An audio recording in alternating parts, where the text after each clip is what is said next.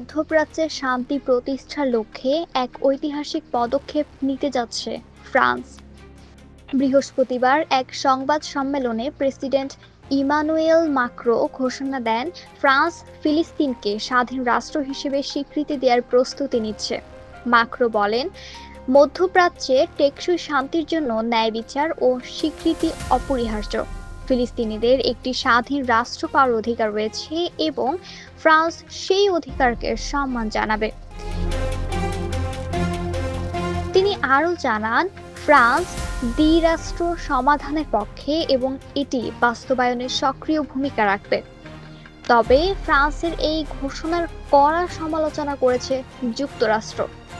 দেশটির পররাষ্ট্রমন্ত্রী Marco Rubio এক বিবৃতিতে বলেন, এই একতরফা সিদ্ধান্ত শান্তির পরিবর্তে উগ্রবাদী গোষ্ঠীগুলোর হাত শক্তিশালী করবে।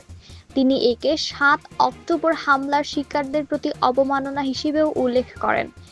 ইসরায়েলও ফ্রান্সের সিদ্ধান্তের তীব্র বিরোধিতা জানিয়েছে। তাদের পররাষ্ট্র মন্ত্রণালয় এটিকে সন্ত্রাসবাদকে উৎসাহদায়ক ও দ্বিপাক্ষিক সম্পর্কে হুমকিস্বরূপ বলে অভিহিত করেছেন।